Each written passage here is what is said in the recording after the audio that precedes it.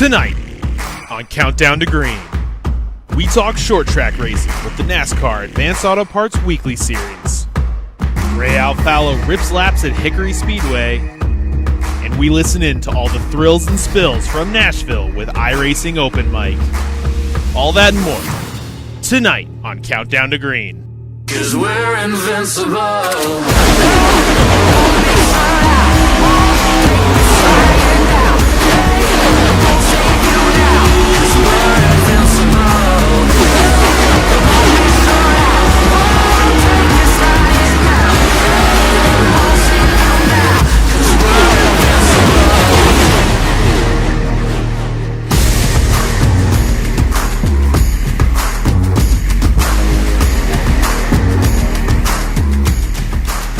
Fresh off the heels of July 4th, it's only right that we keep the celebrations going. Welcome to Road America. This is Countdown to Green. I'm your host, Camille Salazar-Hadaway. Joining me, as always, is Brandon Cattell and Alan Cabana, our analysts for the show. How are you two doing? Oh, it's great. Great to have the team back together. Great to go to Road America. Normally, we go before the Cup drivers do. Now we're going after the Cup race, so we know kind of what to expect. I love it. I'm so excited for some road course racing, Camille. Let's get it going. Yes, I'm excited as well, and we're going to get it going. We have all the excitement. Let's check out, though, what happened in Nashville to refresh everyone.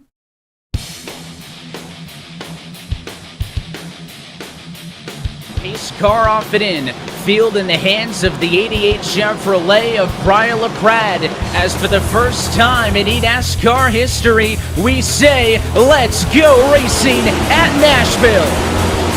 Caution already wrecking behind your race leaders, and the 7. It looks like Malik Ray at the center of it all. One spinner into pit road. That is Ryan Luza, and Leahy and Alt nearly making contact as they tried to avoid him. No caution, but Ryan Luza losing a lot of time, perhaps some damage for a couple of others in Dylan Alt. Turn 4, Parker Retzlaff is spun here on the front straightaway, and this is going to shake everything up, Evan, as 18th on back is scored a lap down. Parker Retzlaff turned in the 33rd position, and that's going to turn this entire race on its head. Chaos, and Brian LaPrade goes for a spin, gets into his teammate. Caution is out on lap 84, and LaPrade over the radio incensed at what just happened. Graham, who's your spotter? Definitely need to fire them. Big time. Everybody, Evan, coming down pit road except for Logan Clampett. But who is going to win the race off of pit road behind this group? First off is Ray Alfalo in the 51. Alfalo on the outside powers to the race lead. That could be good for the 51 car. Again, one of the drivers who took 2 tires under the yellow has gone through to the race lead. And they can't make it. Caution flag. They're wrecking behind that group that we saw.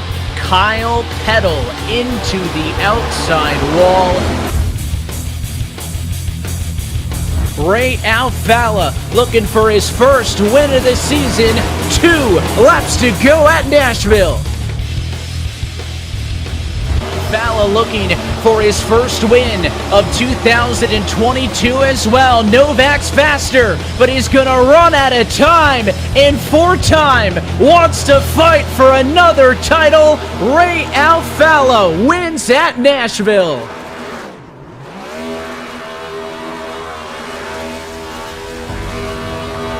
You saw it right there. Ray Alfalo survived all the wreckage that was Nashville. What were your thoughts on the race overall, Brandon?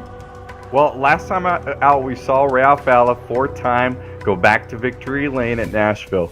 But he is not out of the woods yet. Just because he has a win doesn't mean he's eligible for the playoffs just yet. There are still 4 races left and very capable drivers of knocking him out of that top 10 position in points right now. So he's not out of the woods yet, everyone. Still has to win the war, guys. he still has to win the war. Alan, your thoughts? Yeah, I mean, just seeing yet another race where it's proved to us that Zach Novak is the hottest driver in the series right now. But even more, second place means nothing in this series right now. Think of all the stuff Zach Novak has done over the last few weeks, being the hottest driver, being so great in this Nashville race. Doesn't mean anything. He's not in position for a playoff spot yet because he doesn't have that victory. All this hard work that he's doing almost means nothing at this point if you don't get that checkered flag. It continues to impress me every single week that no matter how hard you try, you have to get that win or you may be out of luck when it comes to playoff time. All right, both you and Brandon are mentioning playoff. Well, here we go. We are taking our first look for this season at the playoff standings. We have 4 races to go. Brandon. Yeah, I mean, we have Casey Kerwin and Corey Vincent still without a win. I think you're going to need a win soon to make the playoffs, guys. It's very important. And let's take a look at the point standings here. Again, Corey Vincent, Casey Kerwin, they're in just by a hair right now. But Zach Novak, he's finished second the last 3 races out. This guy is right on the door of getting a win, and he's going to be the next guy. I believe it. He's going to be the next guy to knock his way into the playoffs. Can he stay there? I don't know. There's a lot of racing left to do. There is a lot of racing left to do, but a team has been making up for that racing, right, Alan? Oh yeah, the team standings. Look, everybody here in the top 10 is still eligible to win this championship in terms of the team side of it. Stewart Haas Racing still on top. Rise Esports literally rising through the standings as we've seen throughout the season. Great to see them there. JGR sitting there in 7th, a huge jump, especially when you have the winner like Ray Alfala, really helping the team week to week. But yes, the team championship's still wide open when it comes to this series and this year, 2022. There's a lot. I feel like the players are really feeling the the drivers are really feeling the pressure as we get closer and closer to playoffs. And in Nashville, we actually got to hear in a little bit on that.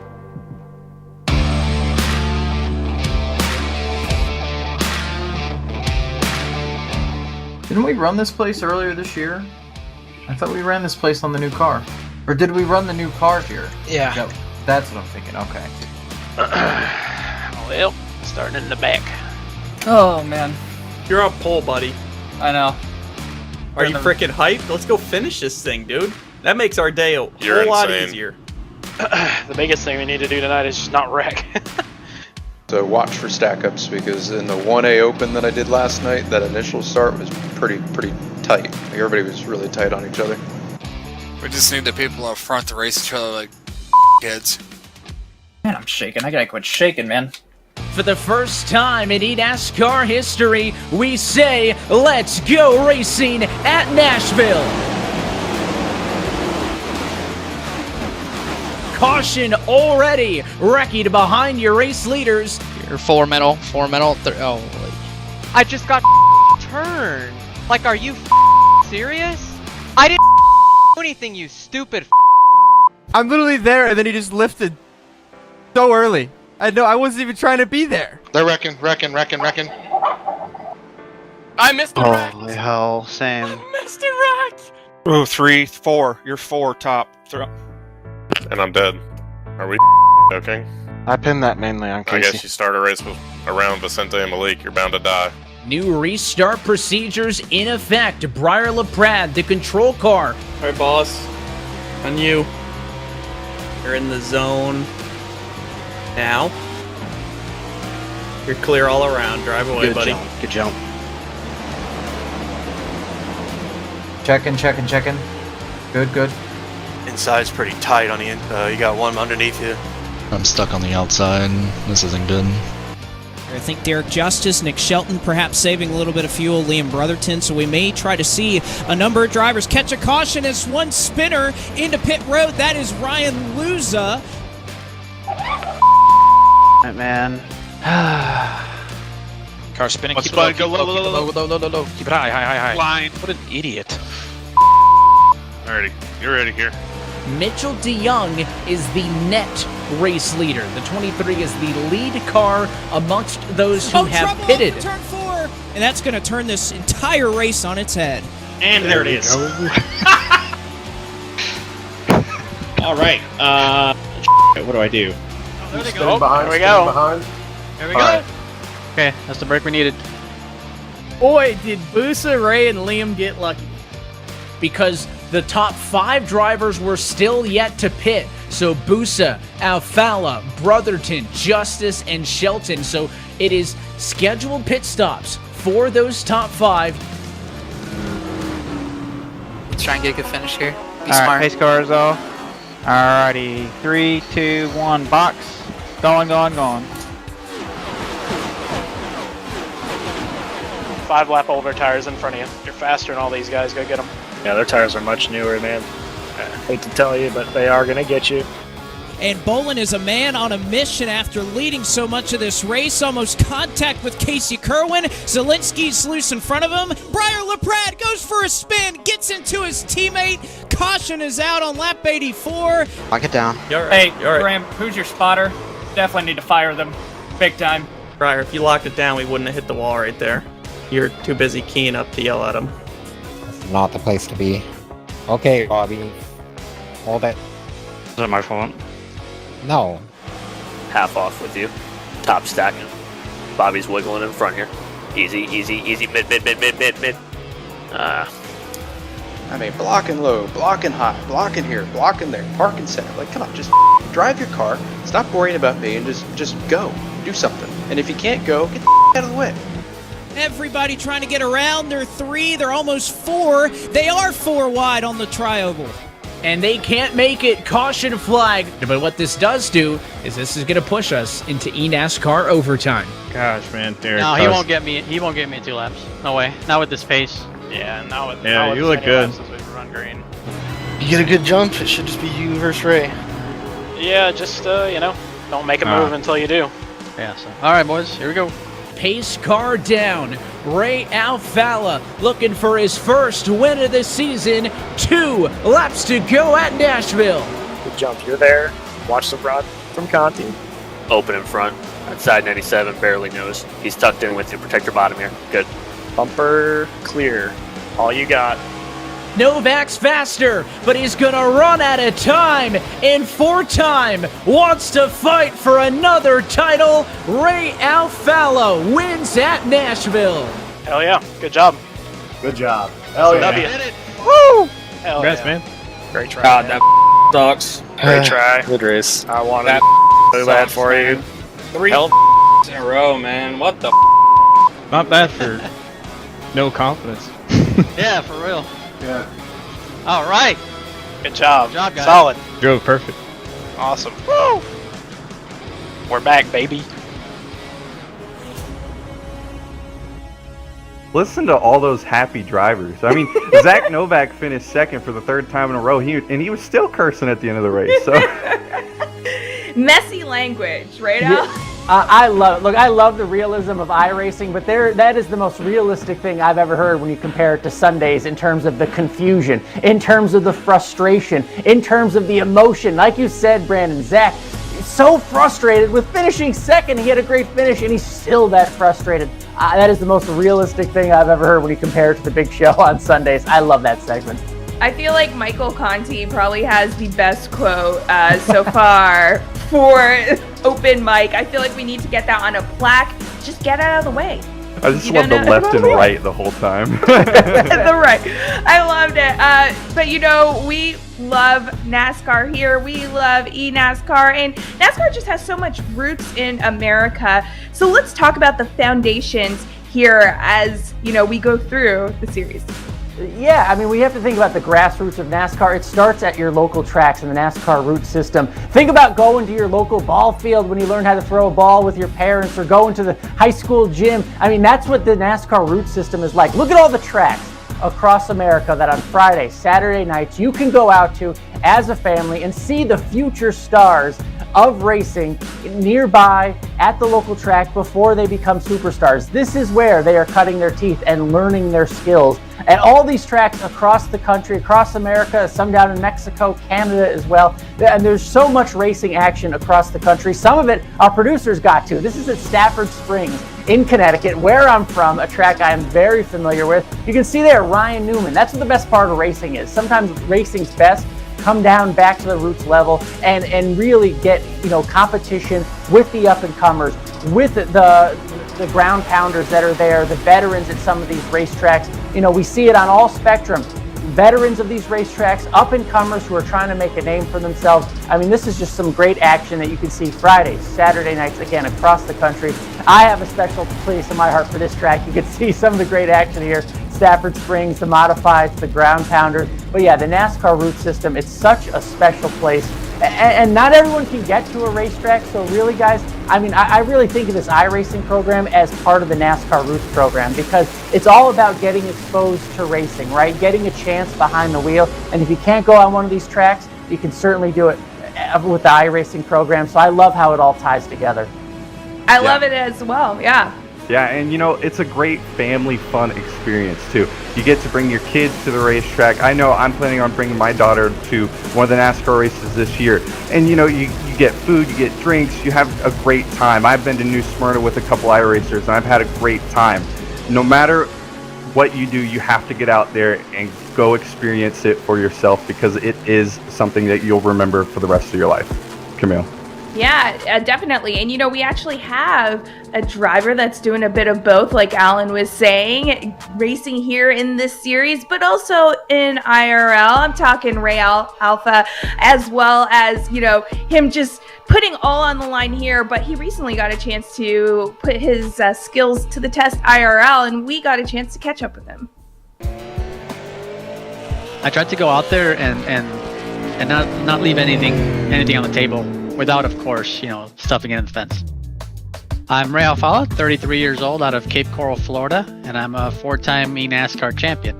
My friend Brian Blackford, who's friends with Landon Huffman, and he lives up there in the area, he just kind of told me, hey man, hit Landon up, he might be able to put you in one of his cars for a test or something, So I contacted Landon, and then he said, yeah, absolutely. And, a lot of people helped out, just for a test, because it seems like just like a simple thing, but it takes a team. And of course, as you see in the in footage, it's a lot of people involved, whether it's taking video or getting the car ready, putting the decals on and getting it there.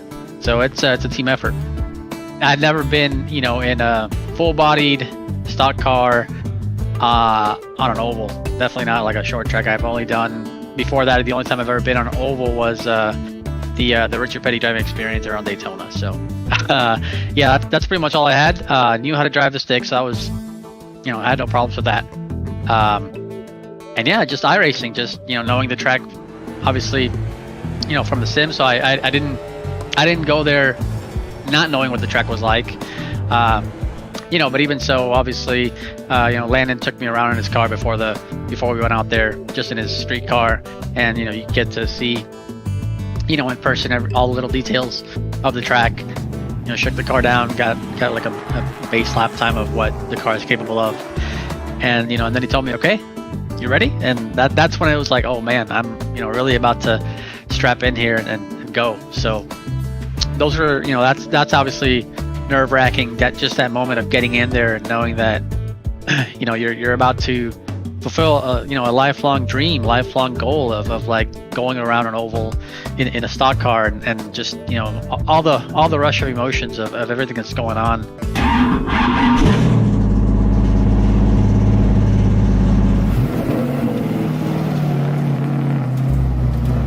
The biggest unknown was how would it feel to slide the car. I know what it feels like on iRacing, and I'm able to correct when the rear end steps out, but I didn't really know what it would feel like to drive, to go into a corner in a big heavy stock car and hit the gas and and see what happens. So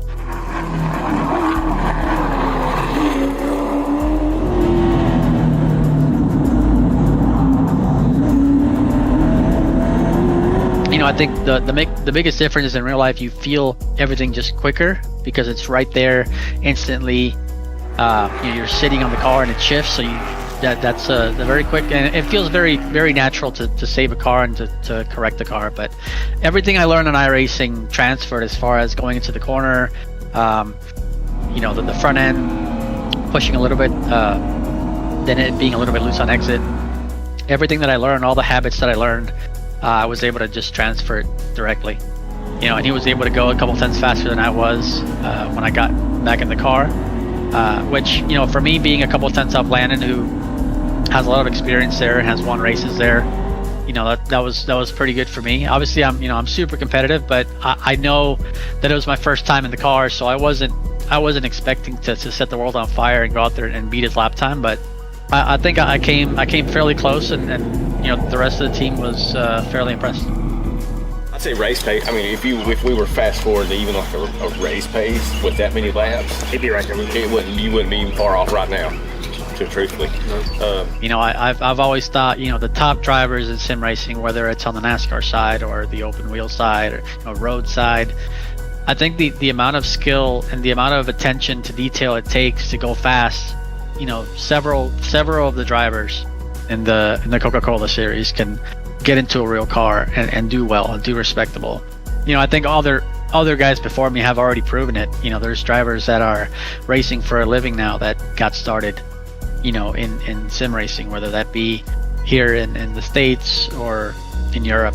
That's already been proven, so anybody who says it's not possible is just not paying attention. So for me, it was really about the experience and getting to fulfill a lifelong dream of mine, which is going around an oval in a stock car.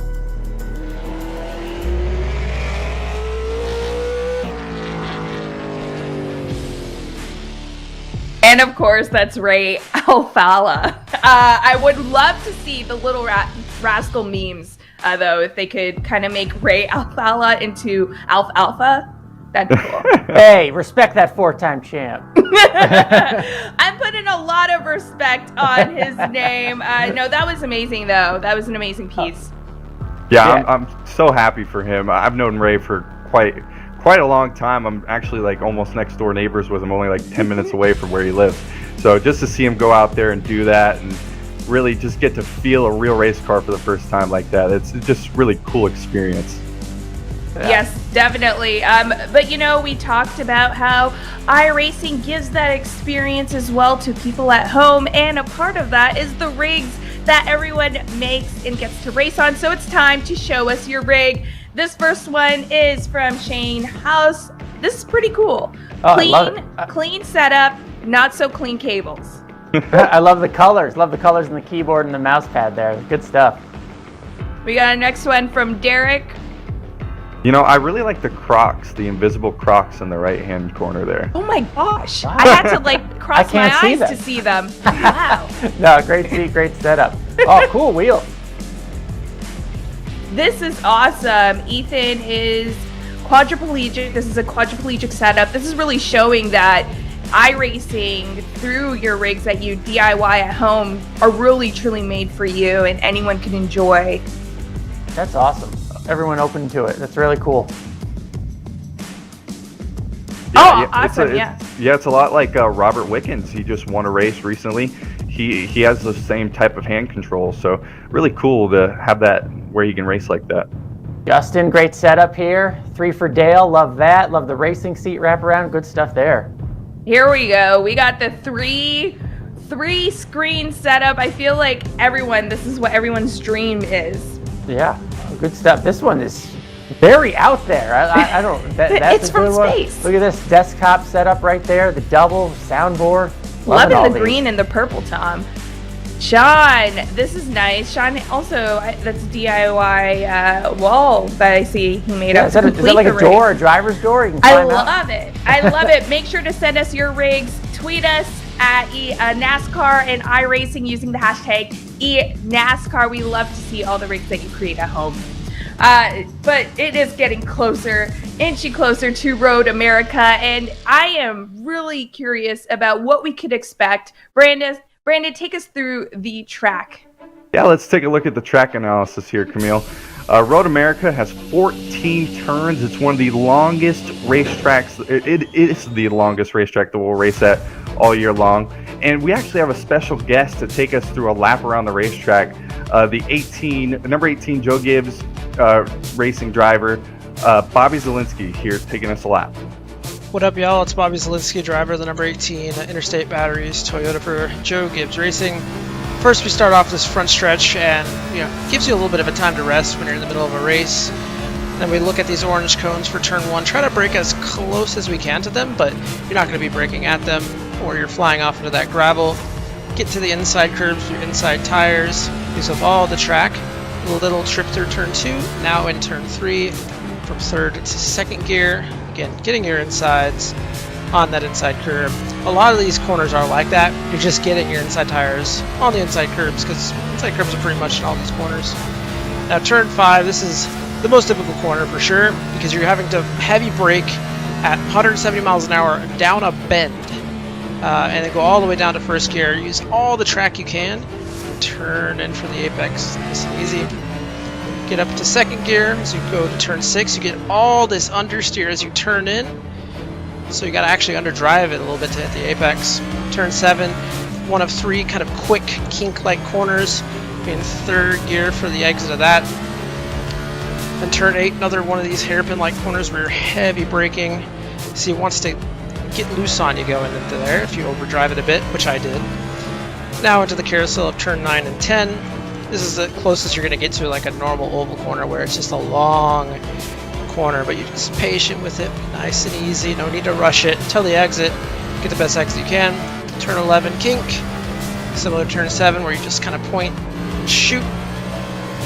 Get right to the edge of the track. You can use a little bit of the grass there and get away with it, so usually you'll see a lot of cars driving in the grass tonight there. Brake before the track completely straightens up for Canada Corner. Down to second gear here. First gear is just a bit too short. Use up all the runoff you can. Up to third gear before you go to 13. Nice and close to that apex. Pretty much running over the inside curb. And turn 14. Try to brake as late as you can, but not too late, because that front end will just wash away from you. You get really tight. And most of these corners, these heavy braking zones we went through, like, really easy to just lock up and fly off the track and get suspension damage, so should be an interesting one. It's gonna be a quick race for sure, just 25 laps, but yeah, I'm looking forward to it. Hopefully I can do some good today, or not, who knows, we'll see. All right, you heard it there. It could be a quick one, 25 laps. Who is gonna take it? We gotta talk about our picks for the night. Brandon, why don't you kick things off? Because, I feel like you're not quite last, but you're almost there. Yeah, a little bit behind. Just a little bit. Hey, listen. With that, I'm going to take the guy who just showed us the masterclass around this, the guy who has the most wins on road courses in the series history. Bobby Zielinski is going to get it done tonight. He's going to go back to back on winning road courses. Okay. Oh, man. I'm a little worried. I'm going for a swing and a prayer here, but the man with all the momentum, Zach Novak. Come on, Zach. I know you got some road course skills. Keep this streak alive. Get the victory for me, buddy. I like how both of you are so hopeful when you say your picks, but mine is already on the poll. Steven Wilson is my pick for the night. You guys seem really shocked, and I just seem really happy based on your reactions. But I wish I could hear more from you. We'll keep the shocked faces going because it's time to get into the race. We're heading to Road America. Stay tuned as we start the race right now.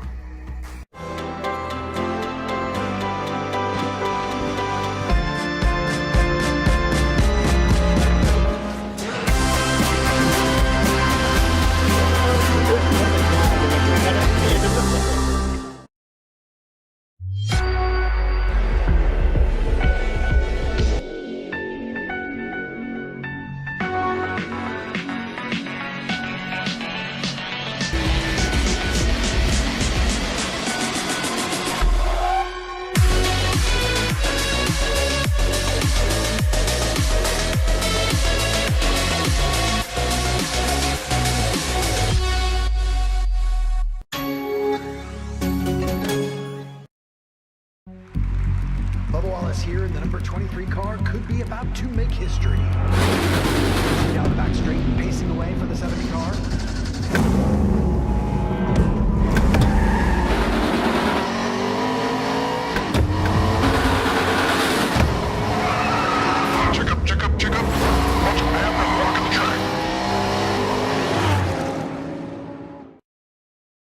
say that a journey of 1,000 miles begins with one single step. But maybe it begins with one single start. Turn, bump, grind, pit, pass, win, That's crazy what happens on the last lap here. and celebration. In NASCAR, that journey starts here. I am the NASCAR Camping World Truck Series. I am NASCAR.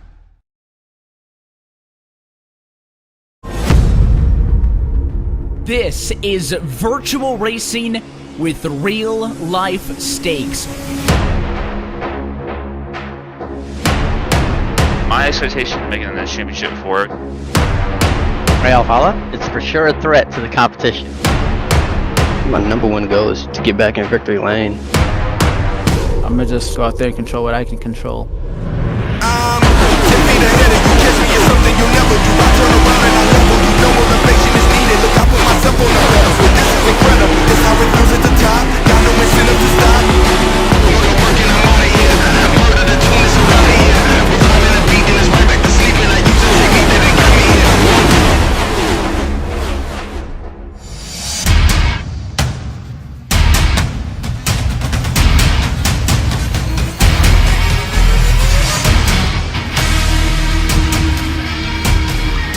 The road to $300,000 is primed for a family vacation to America's National Park of Speed. Where tonight, from iRacing's virtual Road America, we say good evening, sim racing fans, and welcome to round 11 of the 2022 eNASCAR Coca-Cola iRacing Series.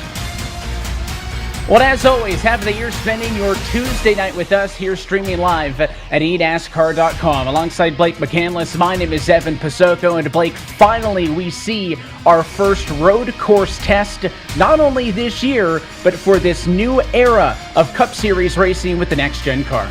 And it could have come at a more pivotal point in the season, Evan. With this road course introduced, it brings in a lot of names like Mitchell DeYoung, Bobby Zielinski, who haven't had the success I'm sure that they wanted to be able to get a statement win and lock their way into the playoffs. And, by the way, these drivers saw this Cup race happen a couple of days ago. That's something we don't often see in this series. So interesting to see if they learned a thing or two watching Tyler Reddick and the next-gen cars in NASCAR this past weekend.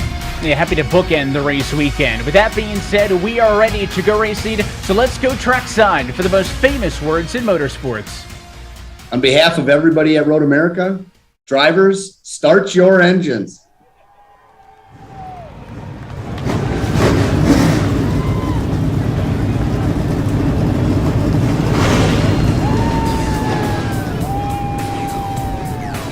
Fired up and ready to go, we take a look at your eNASCAR starting grid, and the most recent road course winner in the series, Graham Bolin on pole alongside Mitchell DeYoung. The second of the Stewart-Haas Ford, Stephen Wilson, is on row number 1 there. He's got Graham Bolin and Vicente Salas. The next row back on row number 2. Then you've got Salas, Zielinski, Kerwin, Duvall. There's a lot of mixed representation amongst the teams. Kerwin in the exit entry was fastest in practice earlier today. Dylan Duvall, there is that second Stewart-Haas entry on the inside of row 4. Nick Ottinger in his William Byron Esports Chevrolet rolls off from 8th. And on row 5, you'll find Keegan Leahy's 2311 Toyota and the Jim Beaver Esports 15 of Blake Reynolds.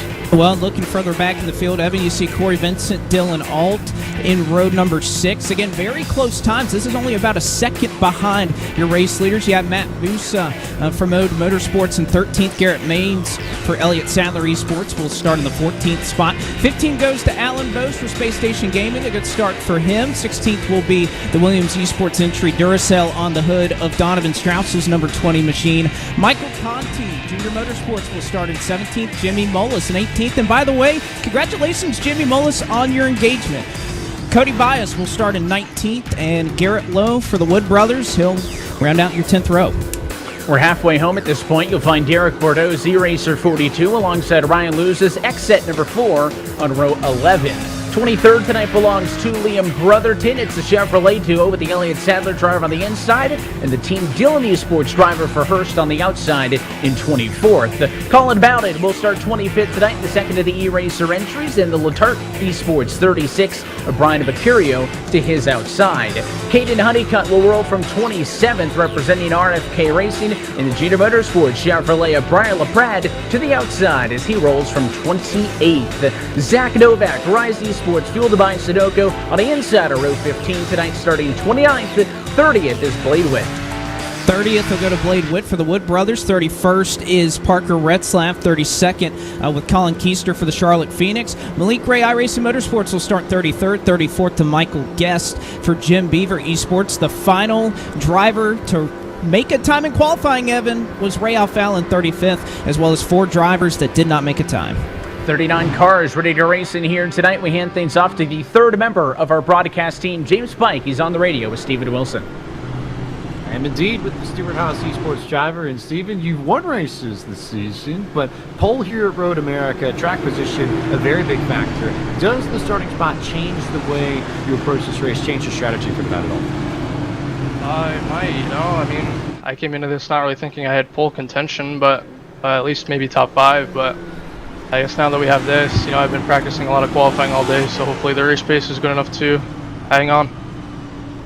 Got the win earlier this season in Atlanta, looking for win number 2 on the 2022 campaign. Thanks, James. James going to be on pit road, keeping us updated as well with a lot of the strategy over the course of tonight's race. And, of course, I talk about Stephen Wilson Blake. He averaged a P4 across the 3 road course races last year. Didn't finish any worse than 5th. His name is right there with the likes of DeYoung, DeBolin, and Zelensky. Can the 10 pull it off? Well, it's awfully impressive that he's up here, and it seems like this car has really suited Stephen Wilson's driving style. It's one thing to qualify fast in 1 lap and be just 8 1/1000ths better. It's a totally different thing to do that for 25 laps. And we're happy that you're with us on this Tuesday evening for round number 11 in 2022. Pace car off it in. Stephen Wilson in control as we say, let's go road course racing at Road America. High-speed run down to turn number 1 for the first lap of this 4-mile, 14-turn circuit. Wilson clear for the race lead. Battle's going to be for second. Right-hand kink turn number 2. Hard braking zone. Right-hander in 3. Here comes Bolin. Contact with Mitchell DeYoung. And that's going to force him off the road. 3 wide already as they start to work towards turn 5. This is slowing them down. But how are you going to enter here? You have Kerwin on the outside. He'll give way to DeYoung and Salas. But a crazy start here as they go for 4th. And Salas, not so great on the brakes here. He's going to overrun the corner just a little bit. Going to be one of your best passing opportunities all night right there down the Moraine sweep and into turn 5. Lots of drivers going over on the curbs. You can look at all the action mid-pack as well as they try to funnel up the hill in 6. And there's a lot of beating and banging going on right here. Oh, and a spinner trouble. It's Dylan Duvall. He gets hooked. He's in traffic in turn 7. Another car is going to go off the racetrack as well. Now more drivers wrecking and now a huge wreck. Dylan Holt is in the fence. The 75 cars collected too, and it is a sloppy opening lap for the midfield, and it is not done yet as they head for the carousel. Oh, and they keep on going. Duvall just got spun again. You see another one out here in the carousel. Ray Alfallah has spun. So a chaotic opening lap that we're not too accustomed to seeing here, Evan. Typically these road courses, they could start these races pretty clean, but that was in the middle section of the field when they're bunched up. No cautions flags being flown. So this is really going to hurt those drivers quite obviously. But what an impact this will have on the rest of this race. Yeah, it took a lot of drivers who started top 10, top 15 out of this one early, and goes without saying, of course, you'll know this if you're a longtime viewer here for the eNASCAR Coca-Cola iRacing Series, but you will not see full course cautions over the course of today's race, unlike all of the oval circuits on the calendar. Lap 1 of 25, Blake, is in the books. Walk us through this one with a look at our Race News race analysis. Well, it's going to be pretty straightforward, Evan. As we mentioned, there's going to be no full course cautions thrown in this race, so it's pretty much 25 laps straight to the end. It'll roughly be about a little over an hour. I think an hour and 5 minutes or so is some of the times that these drivers were targeting. You see that fuel window right there, 17 to 19 laps. You'd imagine they'd about split that in half to get fresh runs on both sets of those Goodyear Eagles that they'll be driving on. Tire set's not going to be too much of a factor unless maybe you just spun. You may want to use a little bit of it. Pit road speed down to 45, and that pit road exit, Evan, particularly if you're the leader. You saw Chase Elliott and Tyler Reddick nearly made contact in the Cup Series race, so if DeYoung can manage to run down Wilson and they pit at the same lap, we'll have to see how pit road exit treats these drivers.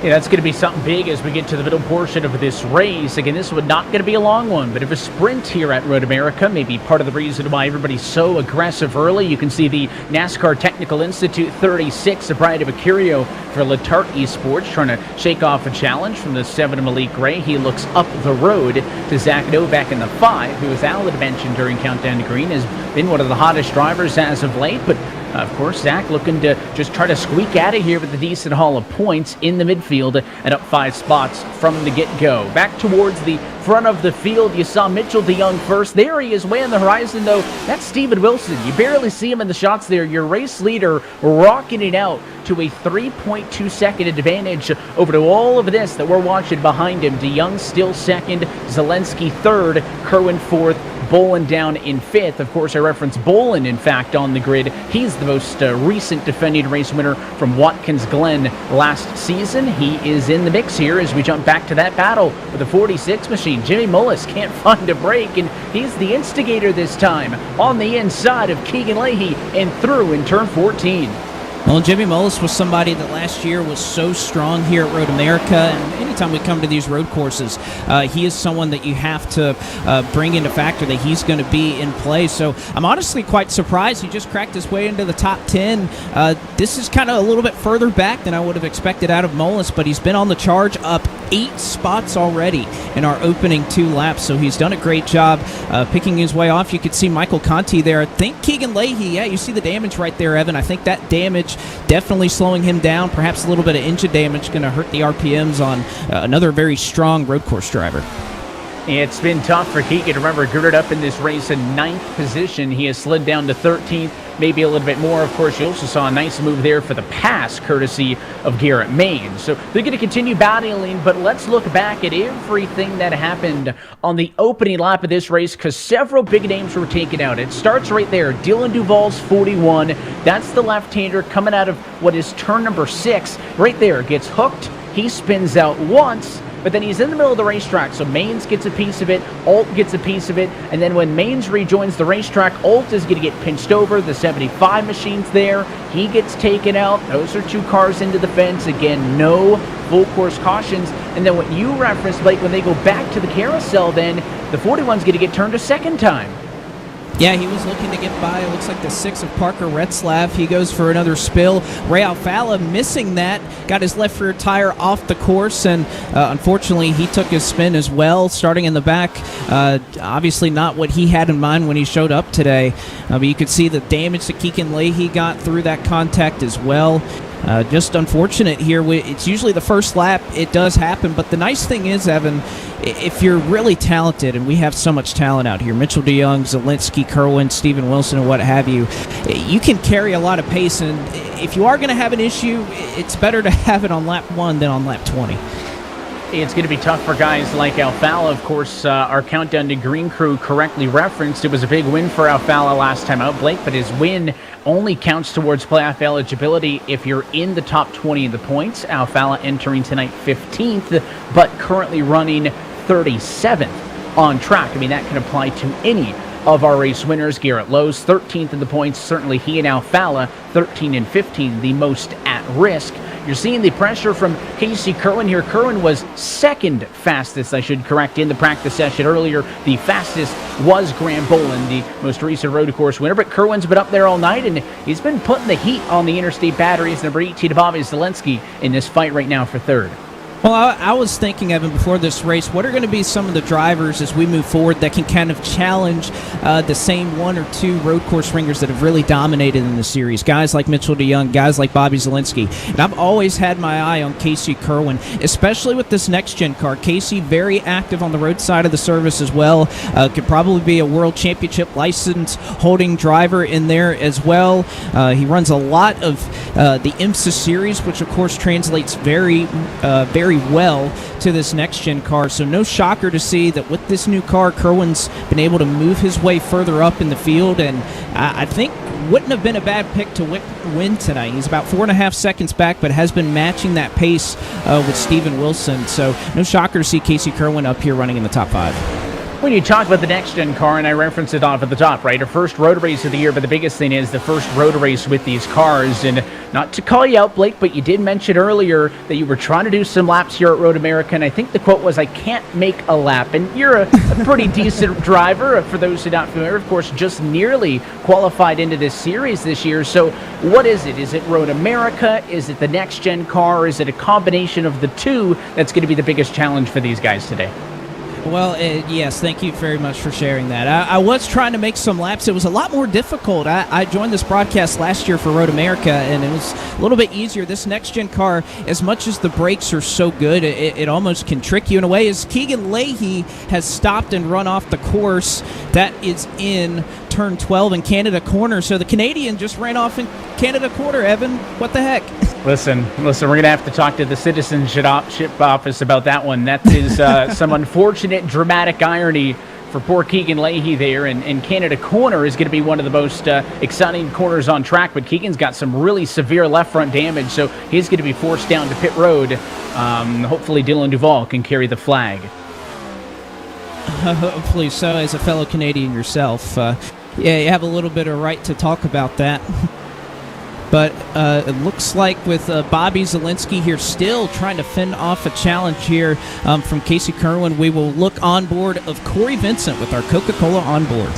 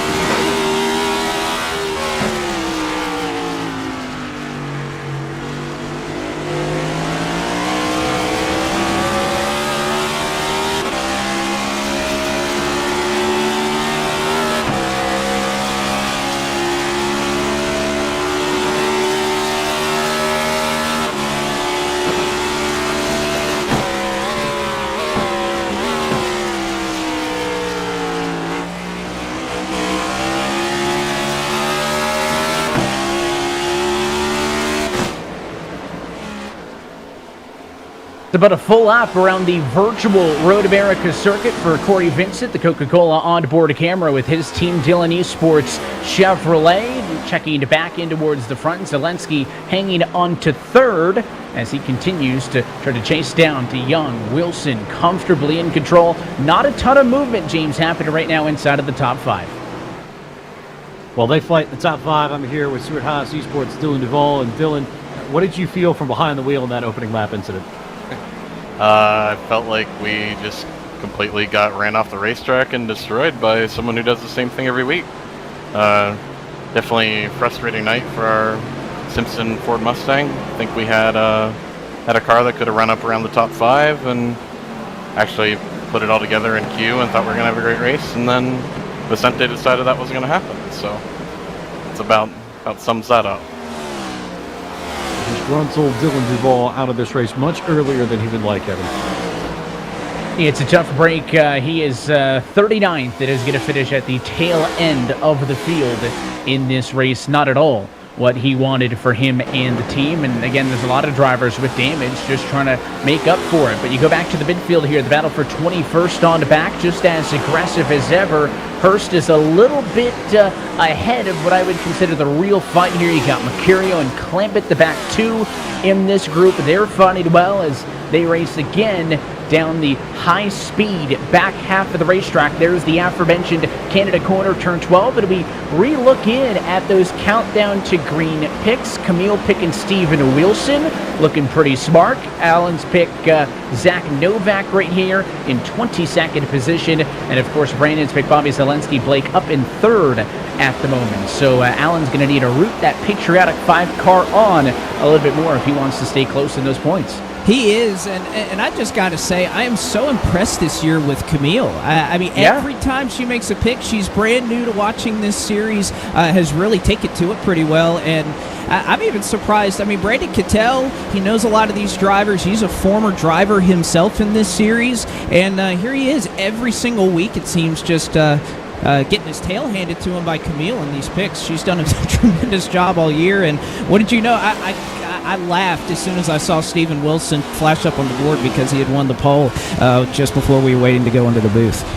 Yeah, nice timing, right? And poor Brandon picks the guy in third, and still right now would be set to lose points in those picks. You see the dive there from the 36 machine. We've seen a couple of those moves so far this afternoon. Going to go the long way around is Brian Mercurio, but not clear. Logan Clampett, bit of a different look. Some patriotic colors, of course, coming off of the 4th of July weekend on his Logitech G Chevrolet for William Byron Esports. And Clampett will win out for the moment in that battle, which right now is for 23rd on back. But I'll tell you what, up front, if you play the Jaws music, Casey Kerwin, they're off it in the grass. Look out, and what a save! Kerwin went off the rumble strip. I believe that was down in turn number 11, I think, the kink, I should say. And I'll tell you what, that was about 140 miles an hour, Blake, and I don't know how that exit car is still in one piece. Well, somebody clip that for me. I'll go watch it on his stream later. Book it lap 7. 2 tires off, and with these next-gen cars, that diffuser, everybody knows how difficult these cars are once they run off, once they're in the grass. It's much more difficult than the Gen 6 car, but my goodness, did he do a great part in what's probably the most difficult corner to save it if you run off. A great save there by Casey Kerwin, who has been working on Zelensky for a number of laps, just can't seem to get the clean air necessary to try and make him move by. And thought he was finally going to get there. Now he needs to make up for all that time lost. So we talked about the issues with Keegan Leahy. James Pike is caught up at the drive of the 45 machine. I do have the driver from 2311, Keegan Leahy. And Keegan, how difficult is it to manage these next-gen cars in the braking zones, especially in a place here like Road America where you've got so many heavy braking zones in the tight corners? Honestly, it's not too bad. I was fighting my engine, actually, so I got a bit of damage from that lap 1 incident.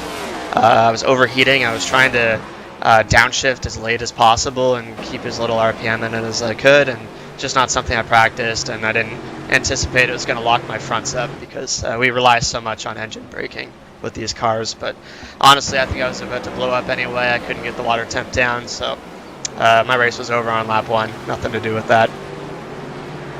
An early exit for Keegan Leahy, and it goes to show, guys, that even defending champions are learning new things about this next-gen car with every race.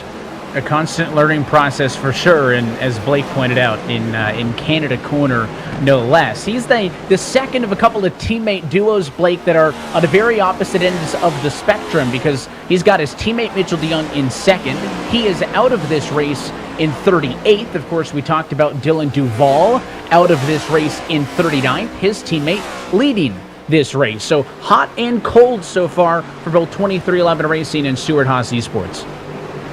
Certainly so. Definitely having to reconcile, I guess. You want to at least do something for your team to try to give them enough points to hopefully not be in the bottom 20 or bottom 15 or so in terms of the team standings. But Zelensky here Casey Kerwin, Mitchell DeYoung, they all have one thing in common. They have been faster these last couple of laps than your race leader. Another good battle back here on the racetrack. You see Femi Olot, who has that win at Daytona. He's been able to sit on that all year long. Running back here in the 29th position, Colin Bowden and Blade Witt. Still a good battle going on here, even if it's back here for 30th. You can see the 69 Blue Emu machine of Colin Bowden, and an early pit for Nick Ottinger. My goodness, we'll have to get James Pike on this in a moment, because this is a pretty interesting call here from the 25. Not going to be the only one. Just as you mentioned it, Femi Olat bows out from that three-way battle for 29th. He is also down pit road, but I mean, just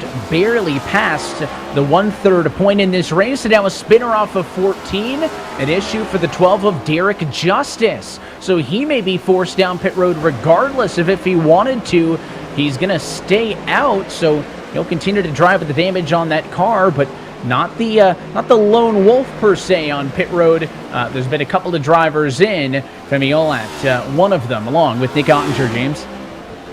A small update on Nick Ottinger and the William Byron Esports machine. This is actually a strategy call from them. They believe it's going to be faster to undercut and make the pit stop early, so they've come in and knocked it out, and they're hoping that they might be able to gain a second or two on the rest of the field by stopping now.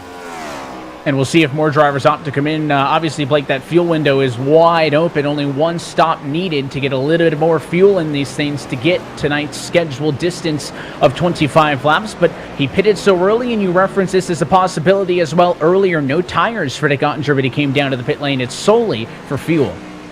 Well, we haven't seen a significant amount of fall-off yet in these tires. Some of these drivers that are up here at the front are relatively close to the times they set in qualifying, or at least they are improving on their lap times. Each lap, actually, Cohen that last time ran his fastest lap on lap number 8. So if tires aren't going to be a major concern, that's exactly what you want to do, is to basically start, and as soon as you can make it to the end on fuel, come down pit road if you're in bad track position. Now, that's the other thing. I don't expect that we'll see a lot of our top 5 come into pit. They'll get back in traffic if they're going to play that strategy. So Wilson, a lot of your top 5 here, I imagine that they're going to play the opposite, and they may come in just before or as far as they can go in that fuel window with maybe 7 or 8 laps to go. So it'll be interesting to see. Strategy is going to be all over the place here. We'll have some splitting it in half and going the full fuel run. So interesting to see how it shakes out as we see 2 more. The 17 of Caden Honeycutt and the 33 of Taylor Hurst also on pit lane. It brings the number to about 6 or 7 drivers who have come to the pit lane. Again, 3 of those 7 unscheduled service. The most recent 4 that we have seen down on pit road for scheduled stops. And there's a jump back on board with, I believe, Logan DeClampett as he goes off with the right-hander. Turn number 3. Let's ride with him with our Logitech G onboard camera.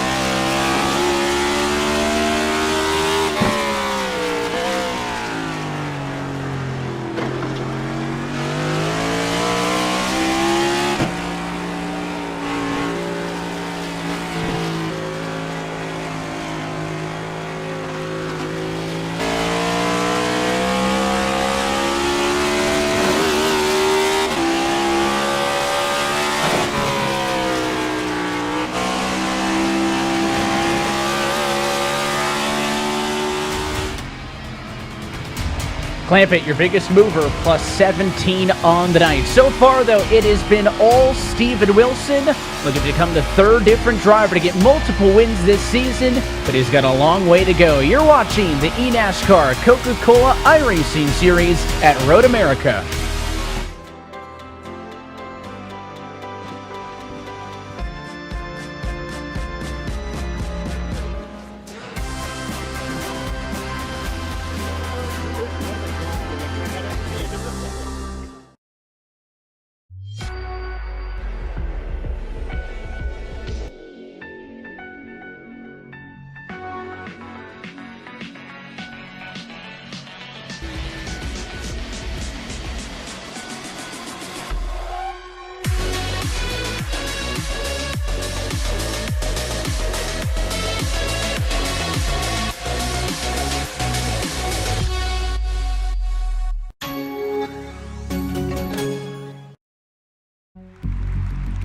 Wallace here in the number 23 car could be about to make history. Down the back straight, pacing away for the 70 car.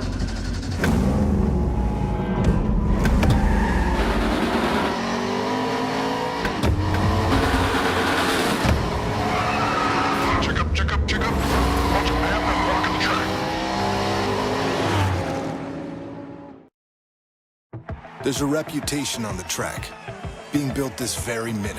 He's made his own history. One that embraces the crazy, Oh my goodness. the fast, and the unpredictable. Everyone's gonna win it at the line. That looks into the eye of the competition and screams, bring it.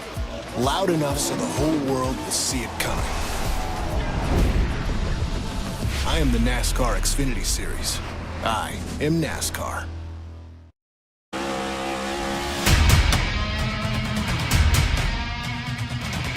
This portion of the broadcast is brought to you by Coca-Cola, the official fan refreshment of eNASCAR, and by ASUS, the official PC and monitor of eNASCAR, and by Logitech. Through design, engineering, and a love of driving games, Logitech G takes racing simulation to another level. Logitech G, the official wheel and pedals of the eNASCAR Coca-Cola iRacing Series.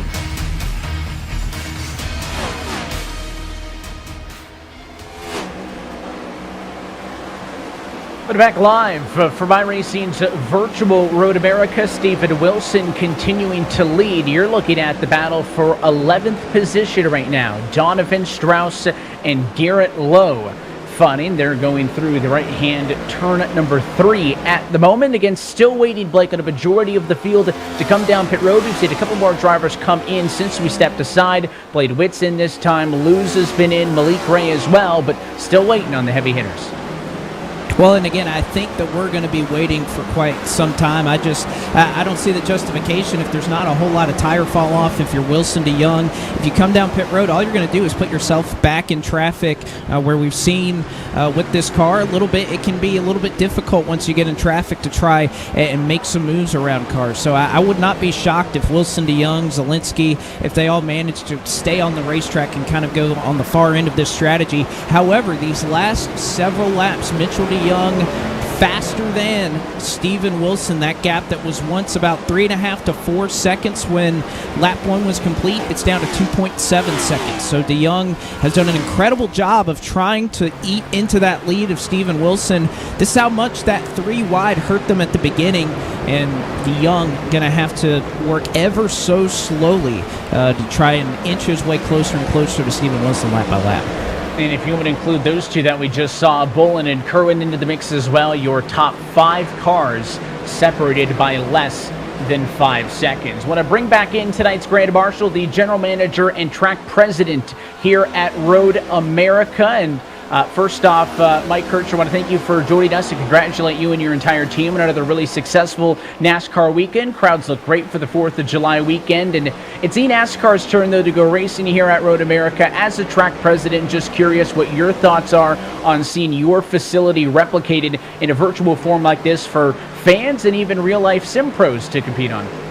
Well, it's an honor. I mean, Road America's been in existence for over 65 years, and it's because of the people. It's folks have embraced what we do here, our culture, the facility. The track's remained unchanged, and I think bringing the world of esports to Road America has really allowed and afforded many the opportunity to drive the historic track.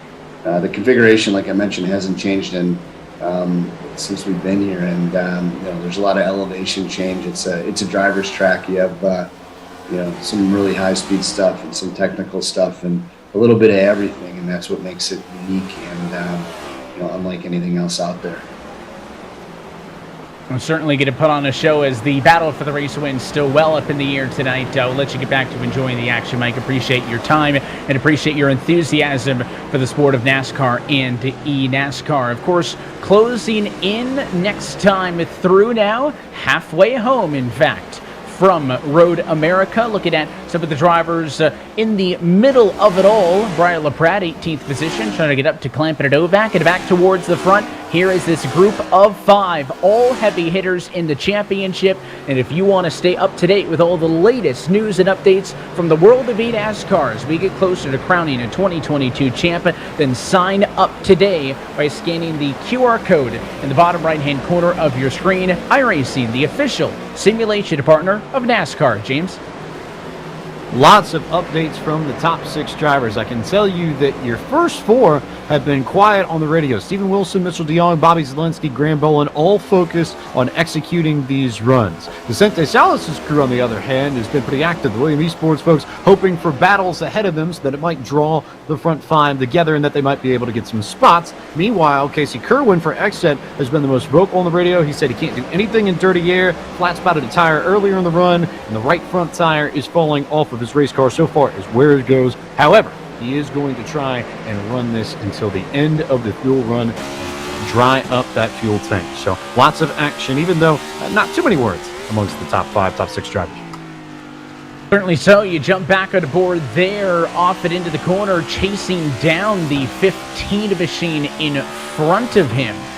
Is the challenger Garrett Maines. Maines has made a handful of moves over the course of tonight's race. The driver for Elliott Sadler Esports going to come down to the heavy braking zone, left-hander, turn number 5. You're going to see these drivers get it all the way almost entirely to the right-hand side of those rumble strips, actually better their arc into the corner. And then again, Blake, we get a look at the best of you in sim racing on board with Garrett Maines in the bottom right. Golly, you could see right there from Garrett Maines just how free-feeling this wheel is with that racket pinion steering and how much into each corner. You could see relatively stable here on the straightaway, but as soon as you start to brake, having to put a lot of wheel into it, but you could see the counter steer off the corner that despite the fact that these cars are well known for being able to attack these road courses so much better, the brakes on these cars and how much they perform in corners like these, that just is an extra challenge for these drivers. They have a lot more speed, but they're on the edge a lot more than you had in these older Gen 6 cars that we were accustomed to racing for so long. So it's not easy. I think you could see on board there, I think he's using the paddle shifters right there as well. You could see the hands working as he goes into Canada corner. A lot of wheel input there, and he ain't moving those hands, so not going with the sequential. He's going with the paddles on the back of that wheel.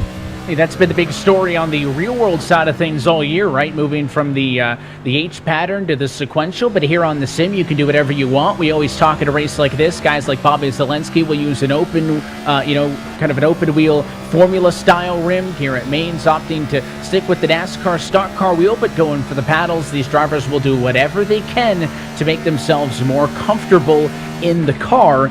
And hopefully that makes their life a little bit easier and adds some speed to the end of the day. He has been on the back, I'll say, that General Tire 50 to Blake Reynolds for quite some time. Poor Reynolds just cannot get away from him. A little bit further back, you see this 6 car of Parker Retzlaff is being chased down by that man there, the Moon Motorsports 75 of Matt Busa. Of course, the team headed by Kyle Long. He's trying to make up some action in the middle of the road, and up front, knocking on the door for second was Zelensky, as we have more pit service. That's Liam Brotherton down pit road. You're still waiting on about your top, I'd say 24 cars have still yet to come down pit road. 24 the number that we are still waiting on. I think we'll be waiting just a little bit longer within the next 3 or 4 laps, but of course that's quite a decent amount of time when you're talking about just over 2-minute lap times that these drivers are running. But the reason we're showing you Bobby Zelensky right here, your top 5, you could see a line of them right there. DeYoung, Zelensky, a little slide off of the corner, about where Casey Kerwin ran off just a little bit earlier. Graham Bolin, Casey Kerwin, they are all starting to inch ever so closer to Steven Wilson. Gap now down to 2.5 seconds. And this may shape up, Evan. We've had some great battles in Watkins Glen last year. Such a memorable race between Bolin and DeYoung for the win there. If these 4 can continue their pace, we might be set for just an absolute brawl here to the end. We can have a 4 or 5 car battle for the win. Wouldn't that be memorable? Hoping that it continues all the way to the end as we close in on 10 laps to go. We'll step aside one final time. When we come back, we're racing for the checkered flag from Road America. Steven Wilson continues to lead.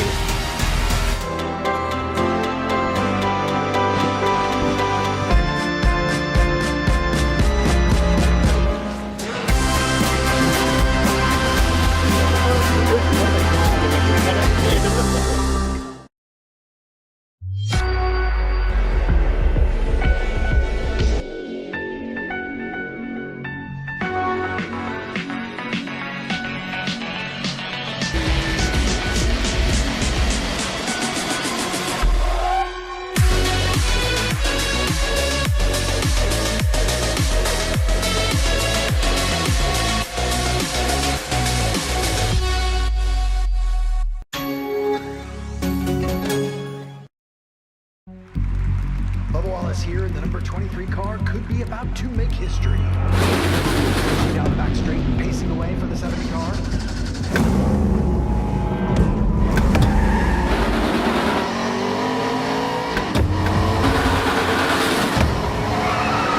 Check up. Watch your man and walk the track.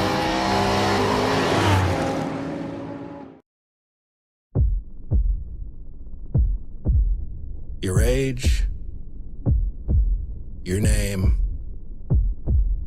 your trophies. None of that matters this season. Just what beats under your hood.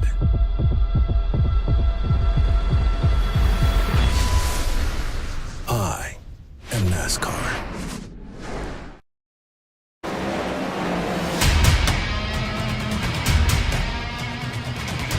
This portion of the broadcast is brought to you by Coca-Cola, the official fan refreshment of eNASCAR, and by Asus, the official PC and monitor of eNASCAR, and by Logitech. Through design, engineering, and a love of driving games, Logitech G takes racing simulation to another level. Logitech G, the official wheel and pedals of the eNASCAR Coca-Cola iRacing Series.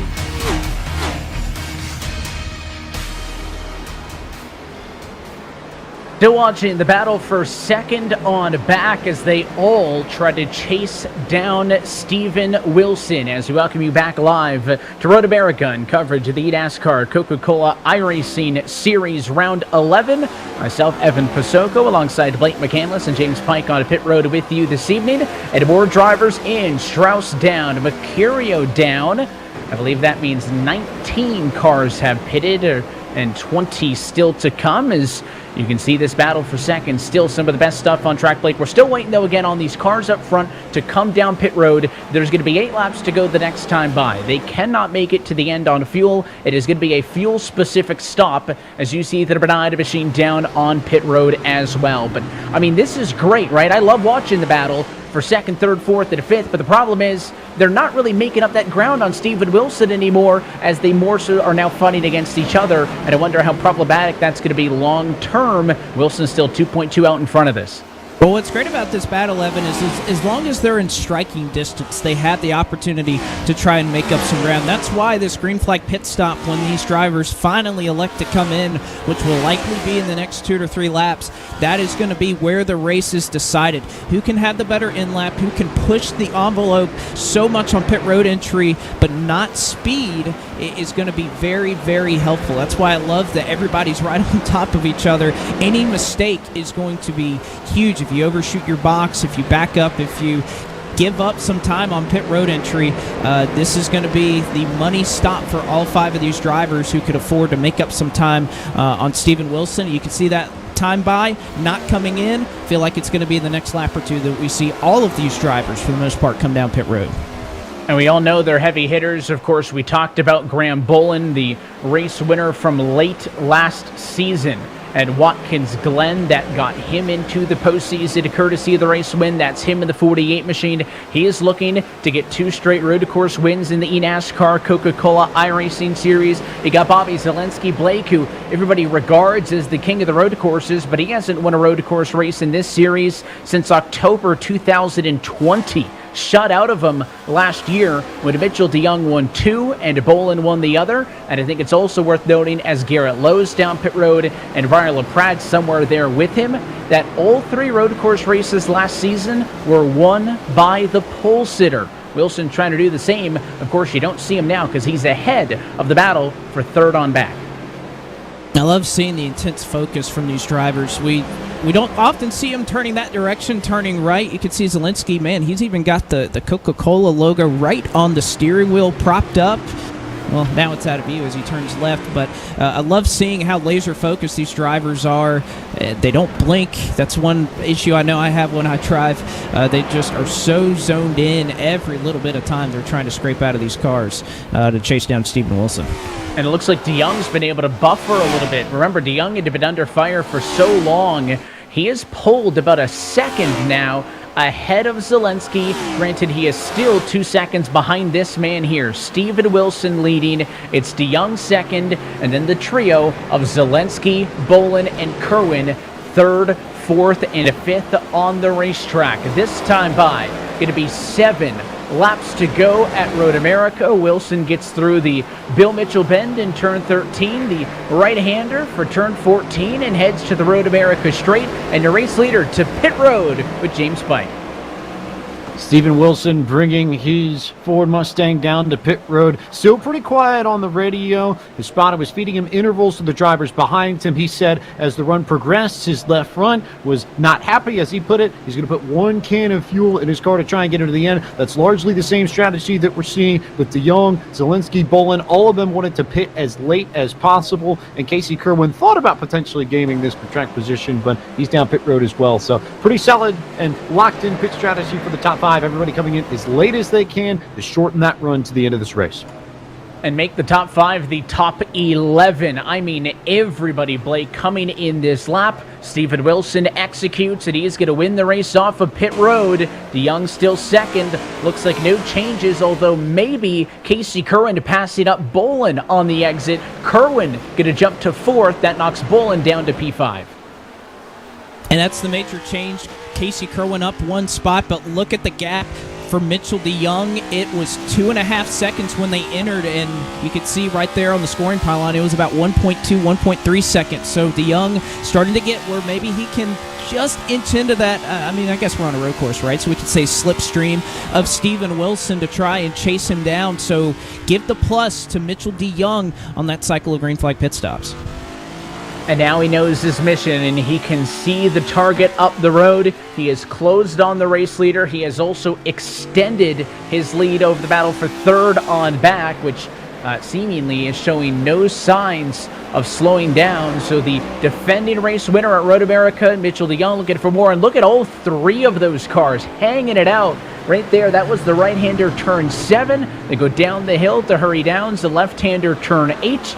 And then they head into the back half of the racetrack, started here with the carousel, turns 9 and 10. And I think at 3.3 seconds back, unless there's mistakes from the top 2 or we get a really good battle between DeYoung and Wilson, these 3 may be fighting amongst themselves for the end of this race. Of course, for more information, if you're liking what you're seeing and want to get in on it to start your sim racing career today, log on to iRacing.com for more information, up to 40% off new memberships at iRacing.com. Again, for new iRacing members only. And again, this is a great battle, but again, 3rd on back, they all lost. It was a net loss for all 3 of these drivers to the race leader. Well, not only that, if you love what you're seeing right here, and who knows, maybe if you want to be like Ray Alfala someday and hop into a limited late model, there's not too many people that could do that straight out of having no experience. iRacing is the place to make that happen. You look at the right-hand side of your screen, that is the current point standings. If Steven Wilson were to hang on, of course, he would add to his wins total this season. But, you know, one thing, Evan, that we had in a lot of the interviews from last weekend is hoping that there are winners who already have or visited victory lane to get another win, to not take up another playoff spot. So I'm sure there's plenty of drivers that are very happy to see Steven Wilson up front. They do not want Mitchell DeYoung to get up front. And one driver who I'm sure is happy about that is Casey Kerwin, right? You saw Kerwin with a points differential alongside his number 95 machine on those live points, because right now there's only 2 points-paying positions into the postseason. He would love, I think, for Steven Wilson to win this race, certainly more so than Mitchell DeYoung, because if Mitchell DeYoung gets it, it just sends him 1 more ring down the ladder. You also did notice Wilson was currently shown at the top of those playoff standings. He would join Michael Conti and Nick Ottinger with race wins, but he would be at the top of the playoff grid because he is higher in the normal standings. So that is, of course, wins than points towards the championship. You can see the number 5 machine. Let's check out what happened with Zach Novak. Down the hill, looks like into 5, and you can see just locked it up. I mean, just missed the corner and took a little bit of a trip through the sand. The 5 car lost, 2 or 3 cars that got through him, and is still under fire in the exact same spot. Well, and I think it's largely a product of, you remember back to the Cup Series race a couple of days ago, that the cars can get really upset. In some corners they would use the curbing, and in some corners they wouldn't. And one of those corners where they were not going to run on it was into Turn 5. We've seen most of the drivers here tonight pretty comfortable with being able to arc into that corner and go way out there. But no doubt about it, Novak got on those curbs, and once you overshoot the corner, hard to get these things stopped. So Zach Novak right there, kind of proving, I think, a little bit of crossover from what we saw from real life, that occasionally out of some corners you want to use the curbing, and it's even translating in here that sometimes you don't. Looked like on that run down the straightaway, everybody was trying to take a different line into the corner. Bolin was way on the outside, Kerwin in the middle, Zelensky posted up on the inside, didn't go for it. Now in the run down to turn number 3, again looking is Casey Kerwin, but unable to advance his position. It's also worth noting, of course, you take a look at the intervals on the left-hand side of your screen. Mitchell DeYoung still 1.4 seconds off. The difference between he and Steven Wilson's lap time last lap was less than 1/100 of a second. So right now, not making up time, and I think running out of time in the battle for third. Casey Kerwin testing his patience and gives a bit of a shot there to Bobby Zelensky. The 95 car wants to go, and he wants to go now. Well, he's been sitting behind Bobby for most of the 20 laps that we've had, and I think if Kerwin could get some of that clean air right in front of Zelensky doing an amazing job running a great defensive line that's allowing Kerwin to get a run, but Zelensky knows he's run so many laps around this track and has probably as much or more road course experience than any driver right here, doing a great job driving defensively. As we'll follow that battle on the top part of your screen, and right below him you see Liam Brotherton having a solid run right now in 17th.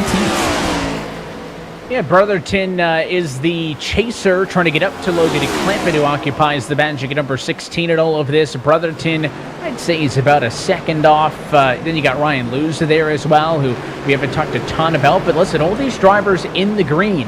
Clampett, your biggest mover still. He is now up 20 from where he started. Of course, we talked about it on the grid. He did not take a time in qualifying, but Brotherton +6, Luza +4. That's really what you're hoping to do in the midfield here as the battle is on, and through goes Casey Kerwin. Not done yet, though. Bolin tries to get by. Zelensky shuts the door, and Kerwin now back up to third for a race high. James? Yeah, Bobby Zelensky's still been quiet on the radio, but certainly not the same for Casey Kerwin and Graham Bolin. Kerwin's spotter in particular, you can hear a lot of huffing and puffing noises through the microphone, so he was clearly frustrated about how much Zelensky held up the 95. Meanwhile, Graham Bolin was having some fun with this battle. He was almost commentating the battle between Kerwin and Zelensky and saying, oh, you might need to get him through the carousel. If you can get him through the kink here, this is the spot. But now he's got the challenge of trying to get around Bobby Zelensky. And now that Kerwin has made the pass and moved up a spot.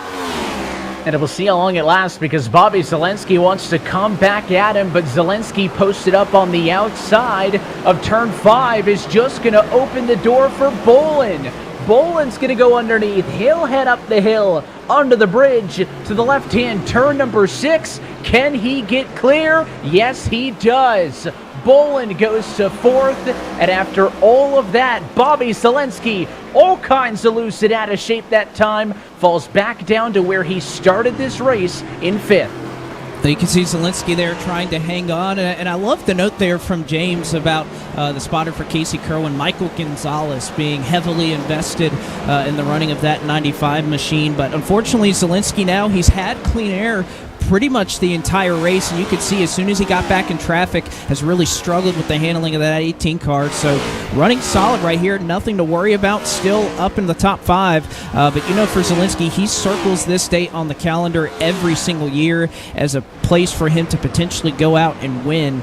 And I'm sure, at least for him, Evan, that it's a little bit frustrating to be running here in 5th at a road course.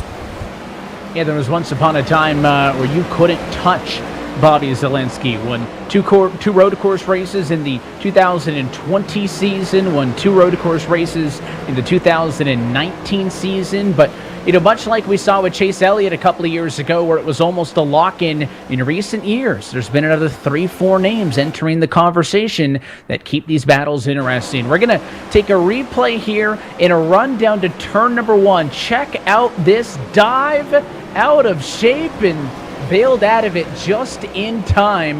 That was Blade Witt going for broke Blake and reconsidered at the last minute. Otherwise, he was going to absolutely destroy the driver, challenging him up the inside. And now here's a good battle in the run down the back. The 40 car in the middle of it. It's Dylan Alt side by side with Michael Guest. And both Coca-Cola cars trying to do work right now on Michael Guest. This is back for 29th. And by the way, that Denny Hamlin Coca-Cola scheme that they released today for Atlanta, looking sharp in Coca-Cola's home. As Dylan Alt so strong on these road courses. What an excursion off the racetrack, though, trying to save it as he works into turn 14. Dylan Alt, again, they are racing hard back here, and Alt is an exceptional road course driver. Got caught with that damage early, but you could see there's battles happening all over the place. I know we focus on the battle for the lead because it's good, but for every single spot, it doesn't matter. These drivers are going all out for it. It's a tough couple of laps there for Dylan Alt. He was 32nd, now 33rd, and instead of gaining, ends up with a loss at all of that. And looking back in towards the front of the field, Graham Bolin and Casey Kerwin have now pulled away from Bobby Zelensky. So Zelensky comfortably in 5th. He's about 2 seconds ahead of Vicente Salas, and credit to the 19 machine. Blake, we haven't talked really much about him at all tonight, but is comfortably in a top 10 spot. So kudos to him trying to close this one out. This is a look just outside of your top 10. Alan Bose trying to not get caught by Mullis, Bordeaux, and Clampett, but there's also a duo, Donovan Strauss and Garrett Lowe, just up the road. There they are, going through the right-hand kink, turn 11. So this could go either way for Alan Bose. He's got an opportunity to make up spots or lose spots here, coming to 2 laps to go this time by. Certainly a lot of runs to talk about, especially after how this race started. You think about Salas was involved in that contact early, running in 7th. Garrett Maines had an aggressive rejoin right there, lost a lot of spots. He's gained a lot of them back into 7th. How about Blake Reynolds doing himself some service up in the top 10 in points, currently running in the 8th position. He's had a quiet afternoon so far at Road America, so Blake Reynolds, a solid job. A lot of good runs that I think you look throughout the top 10, some drivers will be proud to kind of pad some of those points that are going to continue to be very important.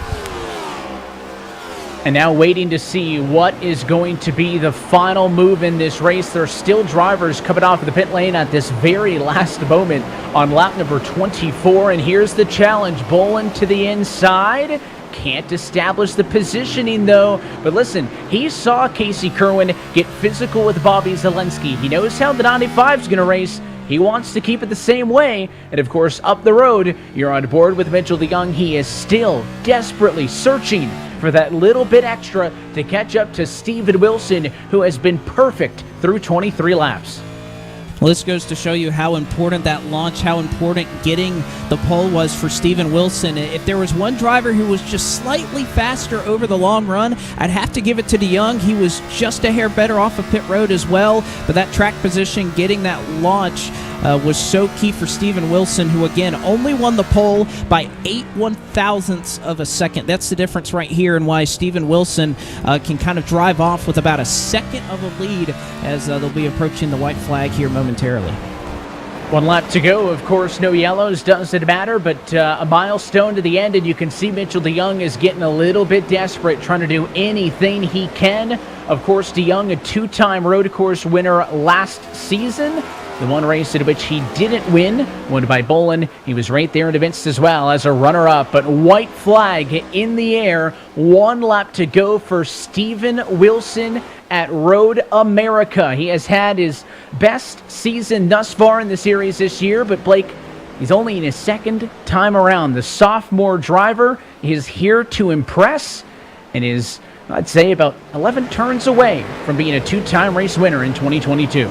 Well, I think I ran out of times to talk about how impressive his rookie season was, despite not getting into the playoffs. Was a top 5 driver in terms of total points scored last year. Just didn't get that win to get into the playoffs, but this year he has shown up, he's won, and he is showing all of that potential that he had upcoming through the Contender Series ranks, through the Road to Pro ranks. Exactly why there was so much hype around Steven Wilson. Going against the best of the best, Mitchell DeYoung, he's done everything everything in road course racing. He's been a world championship iRacing driver. He's won gold medals in the X Games in real life. They're not much better than Mitchell DeYoung. So for Steven Wilson to come out, what a statement this has been so far. He only has a couple more corners to close the deal.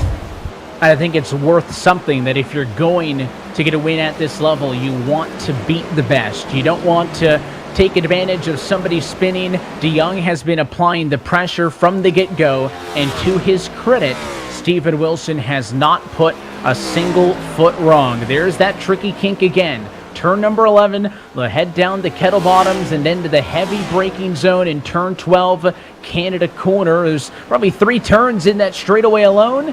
He's going to successfully navigate 12 here. There's no traffic in front, and he brings this one into the home stretch. Quickly got himself onto the playoff grid back in March when he took home a checkered flag at Atlanta.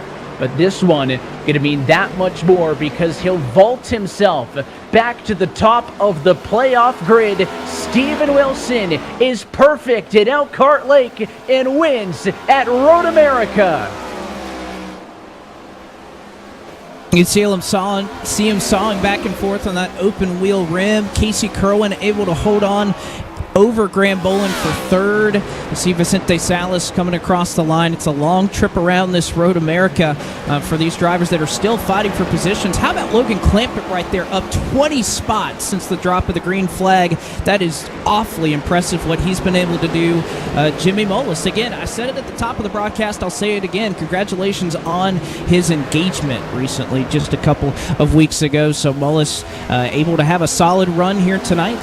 Starts 18th and finishes in the 14th spot. A couple more drivers to the line. Looking is Clampett, but he will end at plus 20. Bordeaux hangs on. Luza there in the 4-car as well. More drivers coming across the start-finish line. Couple of them racing up the hill. Here comes that entry for Femi Olat side by side to the stripe, but cannot get to Colin Bowden, and now wrecking off a 14. Dylan Alt is in the tires in the final corner after he dove under Guest and got into Blade Wit. So they are fighting tooth and nail to the end, and Dylan Alt will see it all fall apart.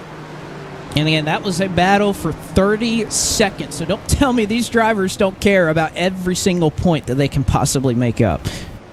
They cared about all of them, and I think finally they have all crossed the start-finish line. Let's take a look at the end of this one. This winning moment is brought to you, as always, by Coca-Cola, the official fan refreshment of eNASCAR. The celebratory bumps continue to roll in. There's a congrats courtesy of Casey Kerwin, and again, coming into this race, Blake, everyone's talking about Zelensky. They talk about DeYoung, and rightfully so. But as Stewart Haas Esports was kind of reminded me on Twitter earlier today, Wilson knows what he's doing. He has never finished worse than 5th in his road course career in the eNASCAR Coca-Cola iRacing Series. And I think you got to put his name, you got to put Casey's name up there as well as the guys, of course, Bolin as well, who have got a chance every single week. These road course races are no longer as seemingly predetermined as they were 3 years ago. Certainly not. Is Steven Wilson going to approach the start-finish line here and do a couple of burnouts? He's been able to do it several times here, as this is your Coca-Cola winning moment. Great stuff for Steven Wilson, the third different repeat winner of the 2022 season, joining Michael Conti and Nick Ottinger as repeat winners. And that means that through 11 rounds, we stay with 8 different race winners, and more importantly, 2 points-paying positions remain on the playoff grid for now, Blake, with only 3 regular season races left. And that's the biggest key, Evan. And not only that, but we have another road course to run before we get to the playoffs. So, of course, you have to think about what can DeYoung, what can Zelensky, perhaps even a Casey Kerwin. I can't believe we're saying this far in, despite the consistency that Kerwin has shown. He still hasn't won yet. So is that an opportunity when we go to another road course, when we go to Watkins Glen here in a couple weeks? Is that going to be an opportunity for these drivers to win as we show the Coca-Cola move of the race? And it simply came down to the pit exit for Steven Wilson. He had maintained, and this was where we thought it was going to get interesting. Mitchell DeYoung, better than him on pit road, was about a second quicker overall, spent 1.6 seconds less in the box, and then when the pressure was put on at the end, Steven Wilson did not put a foot wrong. He continued to hold off one of the best, not just in this eNASCAR Coca-Cola iRacing series at a road course, but one of the best road racers on the iRacing service, leading all 25 laps tonight from iRacing's virtual Road America en route to his second career eNASCAR Coca-Cola iRacing Series win. And let's see if we can chat with your race winner in this one. Steven Wilson continues to prove that he may be the man to beat this year, Blake. Certainly so, and Steven Wilson, so consistent at these road courses. What was the difference that propelled you over tonight? We know you've been strong early on in your eNASCAR Coca-Cola iRacing Series career. What is the difference with this car or this track that puts you in victory lane tonight? Honestly, I feel like the difference today was just qualifying on pole. I had that 3-second gap after lap 1 or whatever, and yeah, I mean, I didn't do too many race runs. The longest run I did the whole week was like 10 or 12 laps, so I was prepping a lot for Q, and that paid off even though I didn't hit my lap right, but we still hit it good enough for pole, and the clean air was enough for us to hold on and had good enough pace to hold Mitchell back by about a second there at the end.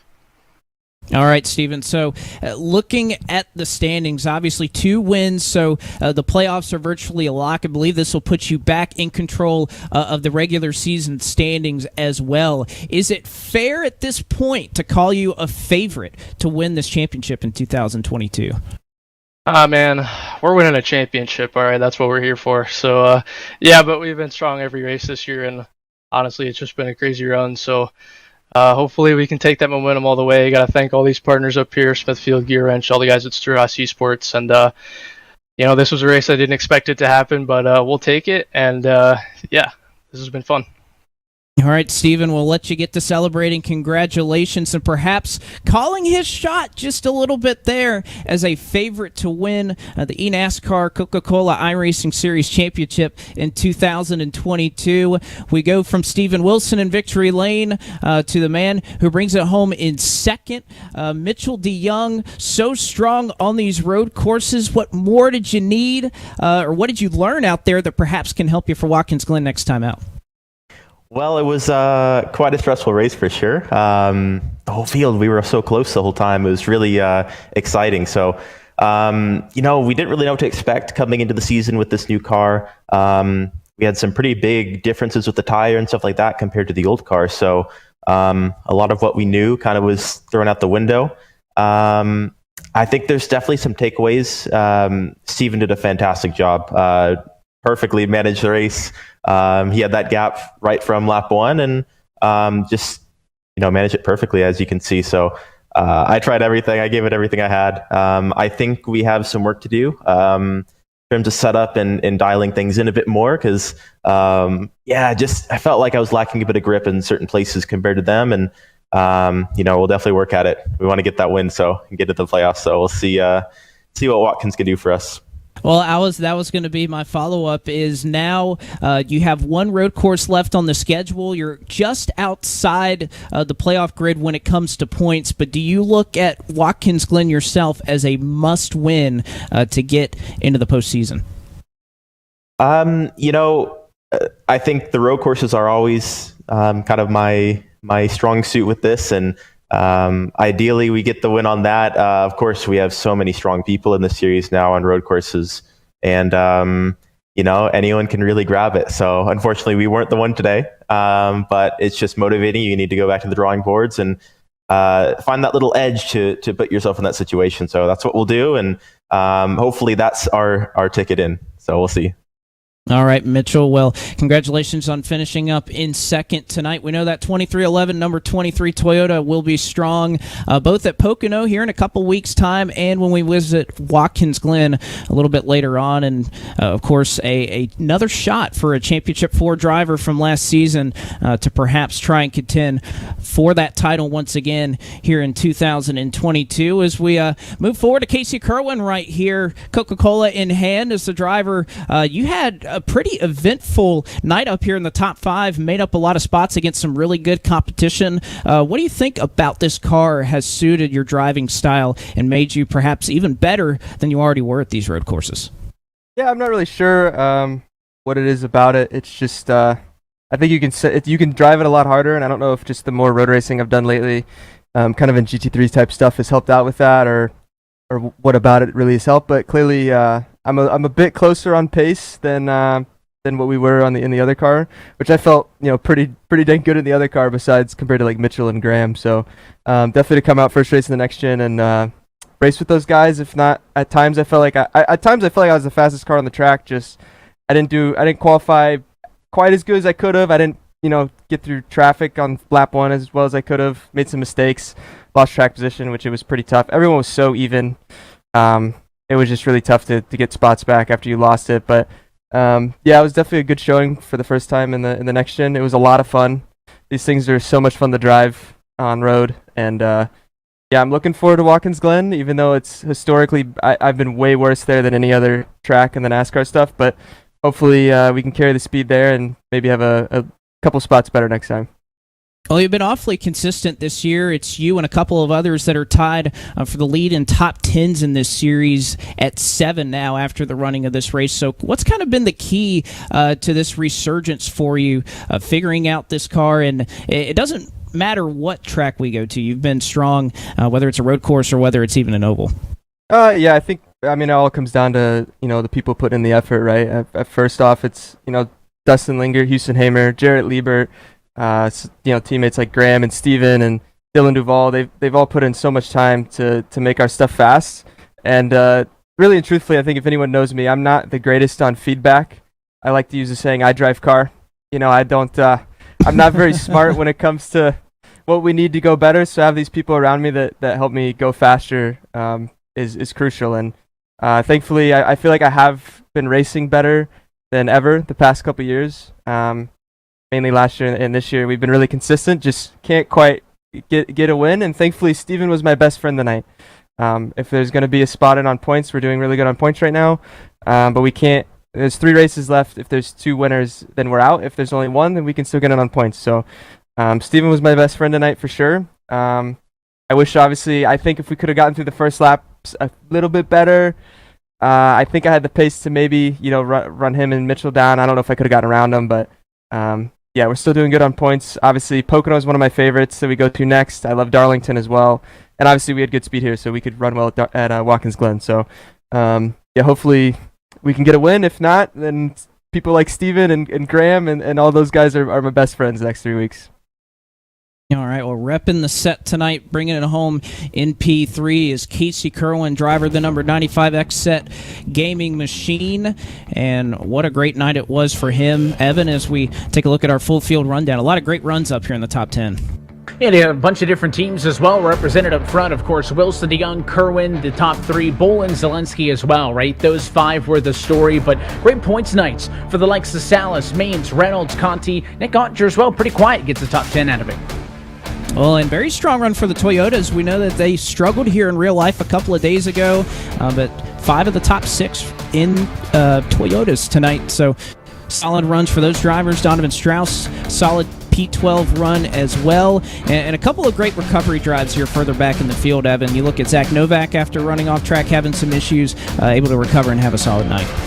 And of course, we talked about the struggles for the likes of Leahy, Duvall, and others who were taken out early in this one and do not get the points they wanted. Of course, the natural storyline is we got another road course, but that's in 2 weeks' time, right? Pocono coming up first.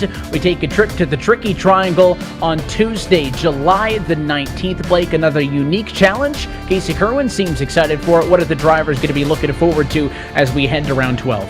Well, I think one thing that is coming through is shifting. I'm interested to see, especially with these next-gen cars, they were shifting a lot in the Gen 6 cars at this racetrack. So how much are we going to see these drivers really having to get through the gears, both in real life and here in the virtual world? I think there's a lot left to be decided for that.